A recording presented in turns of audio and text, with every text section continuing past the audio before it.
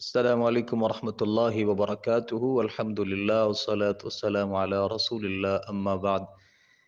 امام اللیث بن سعد رحمۃ اللہ علیہ فرماتے ہیں کہ سیدنا عمر فاروق رضی اللہ عنہ 25 یا 26 ذوالحجہ آپ کی شہادت کا دن ہے۔ سیدنا عمر فاروق رضی اللہ عنہ اللہ کے رسول صلی اللہ علیہ وسلم کے برگزیدہ صحابہ کرام میں شامل تھے۔ آپ مسلمانوں کے خلیفہ ثانی اور اللہ کے رسول صلی اللہ علیہ وسلم کی مراد تھے۔ صحابہ کرام رضوان اللہ علیہ مجمعین میں اللہ رب العالمین نے سیدنا عمر فاروق کو یہ اعزاز بخشا ہے کہ جتنے بھی صحابہ کرام ہیں وہ خود اللہ کے رسول صلی اللہ علیہ وسلم کے پاس آئے اور اسلام کو قبول کیا، لیکن جناب عمر فاروق رضی اللہ عنہ ایسے صحابی ہیں جن کے بارے میں اللہ کے رسول صلی اللہ علیہ وسلم دعا کیا کرتے تھے، اللہم اعز الاسلام باحب هذین الرجلین الیک بابی جہل او بعمر بن الخطاب۔ اے اللہ ان دونوں ابو جہل اور عمر بن خطاب میں سے جو تجھے محبوب ہے اس کے ذریعے اسلام کو قوت دے۔ تو اللہ رب العالمین کے ہاں سیدنا عمر فاروق رضی اللہ عنہ محبوب تھے، تو اللہ تعالیٰ نے نبی صلی اللہ علیہ وسلم کے پاس عمر فاروق رضی اللہ عنہ کو بھیجا اور انہوں نے اسلام کو قبول کیا۔ اللہ کے رسول صلی اللہ علیہ وسلم نے عمر فاروق رضی اللہ عنہ کے بارے میں یہ بھی فرمایا تھا، لَقَدْ كَانَ فِي مَا قَبْلَكُم مِّنَ الْأُمَمِ مُحَدِّثُونَ، تم میں سے پہلے بنی اسرائیل کی امتوں میں سے کچھ ایسے ہوا کرتے تھے کہ نبی نہیں ہوتے تھے، اس کے باوجود فرشتے ان سے کلام کیا کرتے تھے۔ اور اگر میری امت میں کوئی ایسا شخص ہے تو اللہ کے رسول صلی اللہ علیہ وسلم فرماتے ہیں فَإِنَّهُ عمر، وہ عمر فاروق رضی اللہ عنہ ہے۔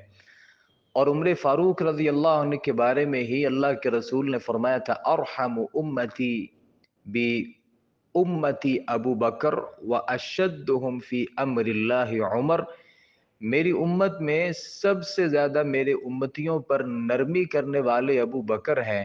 اور اللہ کے دین کے معاملے میں سب سے سخت عمر رضی اللہ عنہ ہیں۔ اور اللہ کے رسول صلی اللہ علیہ وسلم نے ایک موقع پر جناب عمر کے بارے میں یہ بھی ارشاد فرمایا تھا لو کان بعدی نبی لکان عمر، اگر میرے بعد کو نبی ہوتا تو وہ عمر بن خطاب رضی اللہ عنہ ہوتے۔ اور صحیح بخاری کی روایت کے مطابق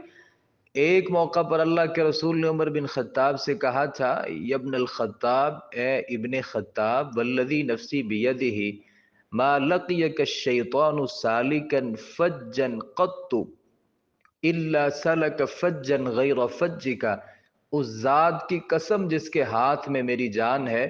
اگر شیطان تمہیں کسی راستے پر چلتا دیکھتا ہے تو اسے چھوڑ کر کسی دوسرے راستے پر چل پڑتا ہے، یعنی آپ کو دیکھ کے شیطان بھی راستہ تبدیل کر لیتا ہے۔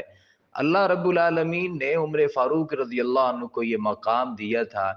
کہ زندگی میں کتنی ہی باتیں ایسی ہیں جو ان کی وجہ سے، جن کو اللہ نے دین بنایا، صحابہ کرام کی کوئی رائے اور ہوتی تھی، عمر فاروق رضی اللہ عنہ کے رائے اور ہوتی تھی، لیکن اللہ رب العالمین کے ہاں رائے وہی معتبر ہوتی تھی جو سیدنا عمر فاروق رضی اللہ عنہ کی رائے ہوا کرتی تھی۔ یہ 25 یا 26 ذوالحجہ جو عمر فاروق رضی اللہ عنہ کی شہادت کا دن ہے، آپ کی شہادت کس طریقے سے ہوئی اور اس کے اسباب کیا تھے، وجوہات کیا تھیں، صحیح بخاری میں یہ روایت موجود ہے۔ جناب عمرو بن میمون اس حدیث کے راوی ہیں، فرماتے ہیں جس صبح آپ رضی اللہ عنہ زخمی کیے گئے، جناب عمر فاروق رضی اللہ عنہ کی عادت مبارکہ تھی کہ آپ جب بھی نماز پڑھاتے تو نماز پڑھانے سے پہلے مسلمانوں کی صفوں کو درست کروایا کرتے تھے۔ آپ نے صفوں کو درست کروایا، اور فجر کی نماز تھی، اور آپ کی عادت تھی کہ فجر کی نماز میں عموماً سورۃ یوسف یا سورۃ النحل یا اتنی ہی طویل سورت کی تلاوت فرمایا کرتے تھے۔ ابھی آپ نے تکبیر کہی ہی تھی تو کہتے ہیں میں نے سنا کہ عمر بن خطاب فرما رہے تھے مجھے قتل کر دیا گیا ہے یا کسی کتے نے مجھے کاٹ لیا ہے۔ ابو لولو نے جناب عمر فاروق کو زخمی کیا تھا، اس کے بعد وہ بدبخت اپنا 2 دھاری خنجر لیے دوڑنے لگا، دائیں بائیں جتنے بھی لوگ اس کو ملتے وہ ان کو زخمی کرتا چلا جاتا، یہاں تک کہ اس نے 13 آدمیوں کو زخمی کر دیا، جن میں 7 ایسے لوگ تھے جنہوں نے شہادت پائی۔ مسلمانوں میں ایک صاحب تھے جن کا نام حطان تھا، جب انہوں نے صورتحال یہ دیکھی کہ یہ ایک آدمی ہے جو یہاں سے بھاگ رہا ہے، دائیں بائیں لوگوں کو زخمی کر رہا ہے، حطان نامی آدمی نے اس کے اوپر اپنی چادر کو ڈال دیا۔ جب اسے یقین ہو گیا کہ میں ابھی پکڑا جاؤں گا تو اس نے خودکشی کی اور اپنے گلے کو کاٹ لیا۔ جناب عمر فاروق رضی اللہ عنہ نے عبد الرحمن ابن عوف کا ہاتھ پکڑا اور انہیں آگے بڑھا دیا، تو عمر فاروق رضی اللہ عنہ کی جگہ پر عبد الرحمن ابن عوف نے نماز پڑھائی، بڑی مختصر نماز تھی۔ عمرو بن میمون بیان کرتے ہیں کہ جو لوگ تو عمر فاروق رضی اللہ عنہ کے قریب والی صفوں میں تھے وہ سمجھ گئے کہ آپ کے اوپر حملہ ہوا ہے، لیکن جو پیچھے والے لوگ تھے ان کو قرات سمجھ نہیں آ رہی تھی تو وہ سمجھ یہ بیٹھے کہ آپ آہستہ یا آپ بھول چکے ہیں نماز میں، تو وہ سبحان اللہ پڑھتے۔ عبد الرحمن بن عوف نماز پڑھا رہے تھے، انہوں نے بڑی ہلکی نماز پڑھائی۔ پھر جب لوگ نماز سے پلٹے تو عمر رضی اللہ عنہ نے جناب ابن عباس سے کہا دیکھو میرے اوپر حملہ کس نے کیا ہے، مجھے زخمی کس نے کیا ہے۔ جناب عبداللہ ابن عباس گئے اور دیکھا اور آ کر کے بتایا وہ مغیرہ کے غلام ابو لؤلؤ نے آپ کو زخمی کیا ہے۔ عمر رضی اللہ عنہ نے فرمایا کہ وہی جو کاریگر ہے، جواب دیا ہاں وہی کاریگر ہے۔ اس پر عمر فاروق رضی اللہ عنہ نے فرمایا اللہ اسے برباد کرے، لقد امرت به معروفا، میں نے اسے اچھی بات کہی تھی، الحمدللہ لم یجعل میتتی بید رجل یدعی الاسلام، تمام تعریفیں اللہ کے لیے ہیں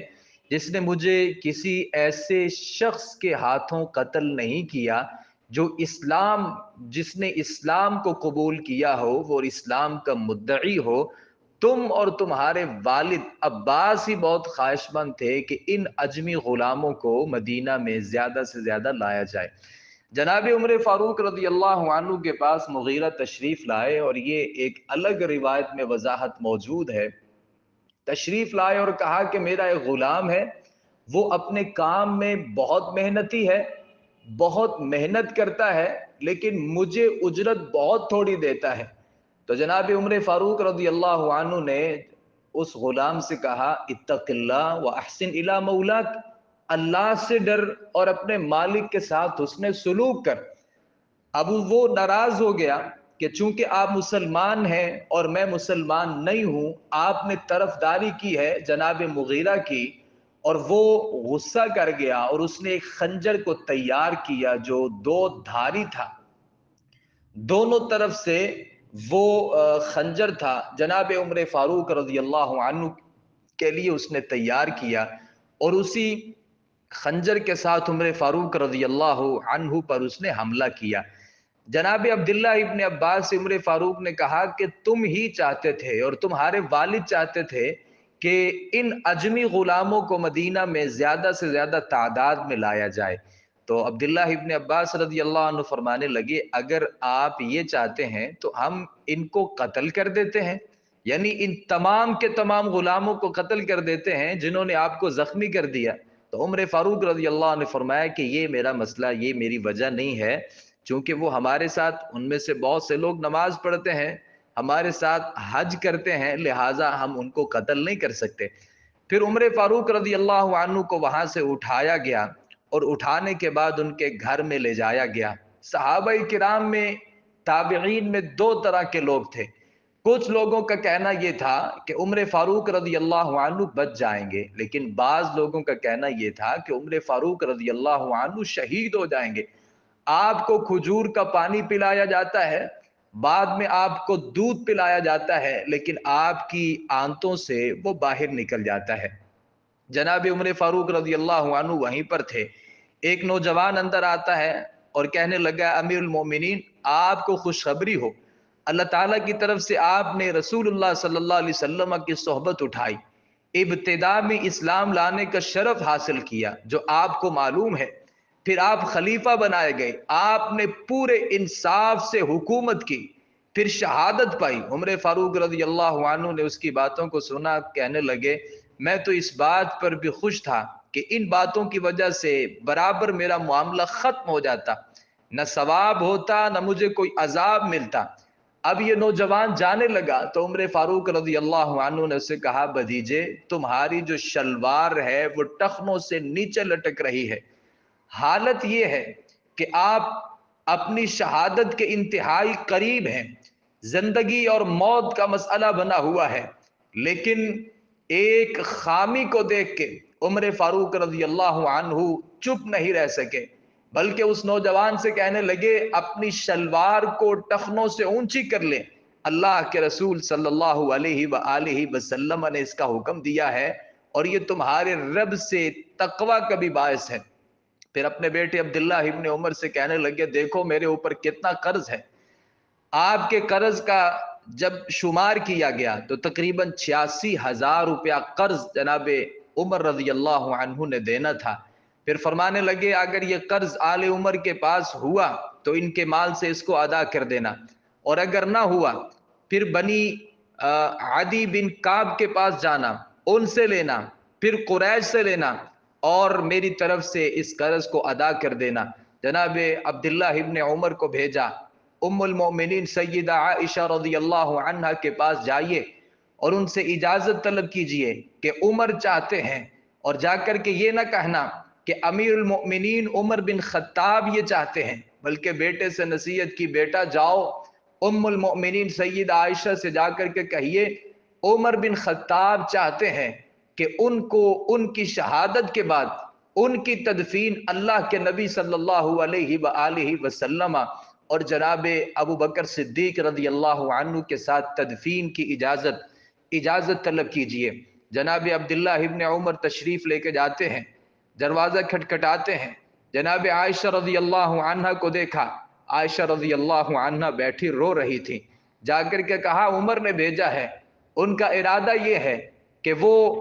شہادت کے بعد اللہ کے نبی اور ابو بکر صدیق رضی اللہ عنہ کی صحبت میں تدفین چاہتے ہیں۔ سیدہ عائشہ رضی اللہ عنہ کہنے لگیں اس جگہ کو میں نے اپنے لیے منتخب کیا تھا، لیکن آج اگر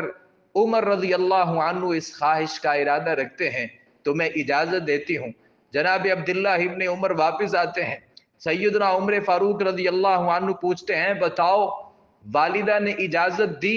عبداللہ ابن عمر کہتے ہیں انہوں نے اجازت دے دی۔ سیدنا عمر فاروق رضی اللہ عنہ فرماتے الحمدللہ اب مجھے لیے کوئی پریشانی نہیں ہے، جب میری وفات ہو جائے مجھے اٹھا کر جب آپ دفن کرنے کے لیے لے جائیں گے، پھر سیدہ عائشہ کے پاس جانا، انہیں سلام کہنا، پھر کہنا کہ عمر اجازت چاہتے تھے، اگر عائشہ اجازت دے دیں مجھے وہاں پہ دفن کر دینا، لیکن اگر سیدہ عائشہ اجازت نہ دیں تو پھر مجھے عام مسلمانوں کے قبرستان میں میری تدفین کر دینا۔ راوی بیان کرتے ہیں عمر کی وفات ہوئی، وہاں ہم ان کو سیدہ عائشہ کے حجرے کی طرف لے کر کے آئے، عبداللہ ابن عمر نے سلام کیا، عرض کیا عمر بن خطاب اجازت چاہتے تھے، اللہ کے نبی صلی اللہ علیہ وآلہ وسلم جناب ابوبکر صدیق رضی اللہ عنہ کے ساتھ تدفین کے خواہش مند تھے، اگر آپ اجازت دیتی ہیں ہم یہاں پر تدفین کریں گے، اور اگر آپ کی طرف سے اجازت نہیں ہے عام مسلمانوں کے قبرستان میں جناب عمر کی تدفین کر دی جائے گی۔ عمر بن میمون فرماتے ہیں جب عمر بن خطاب رضی اللہ عنہ پر حملہ ہوا آپ سورۃ الاحزاب کی تلاوت کر رہے تھے، اور سورۃ الاحزاب کی یہ آیت مبارکہ تھی وَكَانَ أَمْرُ اللَّهِ قَدَرًا مَقْدُورًا۔ جناب عمر فاروق رضی اللہ عنہ کے بارے میں امام اللیث بن سعد فرماتے ہیں 23 ہجری تھی، 25 یا 26 ذوالحجہ کا دن تھا اور آپ کی شہادت ہوئی۔ آپ کی مدت خلافت 10 سال 6 ماہ اور 4 دن تک محیط رہی۔ عبداللہ ابن عمر فرماتے ہیں جناب عمر رضی اللہ عنہ کو غسل بھی دیا گیا، کفن بھی دیا گیا، آپ کی نماز جنازہ بھی پڑھائی گئی اور آپ شہید تھے۔ عبداللہ ابن عمر فرماتے ہیں جناب عمر فاروق رضی اللہ عنہ کی نماز جنازہ جناب صہیب رومی رحمت اللہ علیہ نے پڑھائی۔ جناب عمر فاروق رضی اللہ عنہ اس دنیا سے چلے گئے۔ علی رضی اللہ عنہ کے جذبات جناب عمر فاروق رضی اللہ عنہ کے بارے میں کیا تھے؟ کبھی لوگوں سے جا کر کے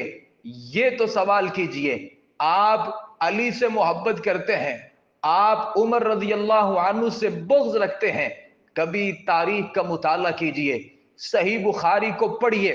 علی رضی اللہ عنہ عمر ابن الخطاب کے ساتھ کس قدر محبت کرتے تھے۔ صحیح بخاری میں لکھا ہے، عبداللہ ابن عباس اس حدیث کے راوی ہیں، عمر فاروق رضی اللہ عنہ شہید ہو چکے تھے، چارپائی پر رکھا گیا تھا،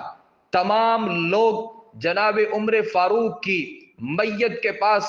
کھڑے تھے اور دعائے مغفرت کر رہے تھے۔ عبداللہ ابن عباس فرماتے ہیں میں اسی حالت میں تھا، اچانک میرے شانے پر کسی آدمی نے ہاتھ رکھا، میں نے مڑ کے دیکھا، وہ علی رضی اللہ عنہ تھے۔ پھر انہوں نے جناب عمر رضی اللہ عنہ کے لیے دعائے رحمت اور مغفرت کی۔ پھر جناب عمر فاروق رضی اللہ عنہ کی میت کو مخاطب کر کے کہنے لگے آپ نے اپنے بعد کسی بھی شخص کو نہیں چھوڑا جسے دیکھ کر مجھے یہ تمنا ہوتی کہ اس کے عمل جیسا عمل کرتے ہوئے میں اللہ سے جا ملوں۔ اللہ کی قسم ہے، اللہ کی قسم اٹھا کے کہتا ہوں، مجھے تو پہلے سے یقین تھا کہ اللہ تعالیٰ آپ کو اور آپ کے دونوں ساتھیوں کے ساتھ ہی رہے گا۔ آپ دنیا میں بھی اللہ کے نبی کے ساتھ تھے، جناب ابو بکر کے ساتھ تھے، اور میری خواہش یہ تھی، میری ہمیشہ تمنا ہوا کرتی تھی کہ میں آپ جیسے عمل لے کے اللہ رب العالمین کے پاس پہنچوں۔ آپ کے بعد کوئی شخصیت ایسی نہیں ہے جس کے اعمال اور نیکیاں میرے لیے آئیڈل اور نمونہ بن سکیں۔ عمر بن خطاب رضی اللہ عنہ کے بارے میں جناب علی کہتے ہیں میں نے اللہ کے رسول صلی اللہ علیہ وسلم سے سنا تھا، اللہ کے رسول اکثر کہا کرتے تھے، اکثر ان کی زبان سے یہ الفاظ میں نے سنے ہیں، میں اور ابو بکر فلاں جگہ پر گئے، میں ابو بکر فلاں جگہ سے واپس آئے، میں نے اور ابو بکر نے یہ کام کیا۔ اللہ کے نبی ہمیشہ آپ دونوں کا تذکرہ کرتے تھے۔ آج آپ تینوں یہاں پر موجود نہیں ہیں، اللہ نے ایک کمرے میں آپ تینوں کو جمع کر دیا ہے۔ جناب عبداللہ ابن مسعود کہا کرتے تھے ان عمر کان للاسلام حصنا حصینا يدخل في الاسلام ولا يخرج منه۔ عمر بن خطاب اسلام کا قلعہ تھے، لوگ ان کے دور میں اسلام میں داخل ہوئے، کوئی خارج نہیں ہوا۔ جب عمر اس دنیا سے چلے گئے پھر لوگ مسلمان بھی ہوتے تھے اور کوئی اسلام سے نکل بھی جاتا تھا۔ عبداللہ ابن عمر رضی اللہ عنہ فرمایا کرتے تھے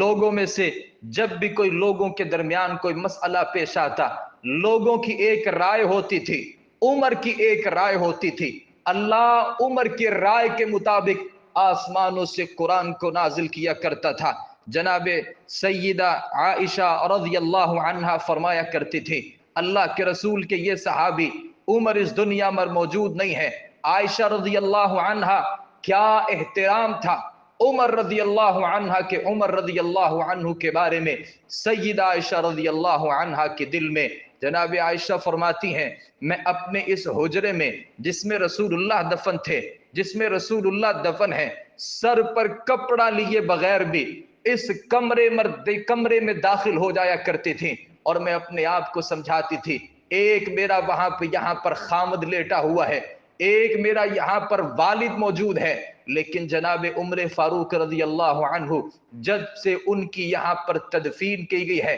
عائشہ فرماتی ہیں میں کبھی بھی ننگے سر اس کمرے میں داخل نہیں ہوئی۔ اور حدیث کے الفاظ ہیں حیاء من عمر، میں عمر سے حیا کرتی ہوں۔ عمر زندہ نہیں ہیں، آپ زمین پر نہیں ہیں، آپ زیر زمین جا چکے ہیں، لیکن سیدہ عائشہ رضی اللہ عنہا آپ کی شہادت کے بعد بھی ان سے حیا کرتی ہیں۔ ان کا احترام اور تعظیم یہ ہے کہ ان کے کمرے میں جہاں آپ کی تدفین ہوئی ہے، سیدہ عائشہ رضی اللہ عنہا کبھی بھی ننگے سر وہاں پہ نہیں آتی۔ جناب ابو طلحہ رضی اللہ عنہ فرمایا کرتے تھے، فواللہ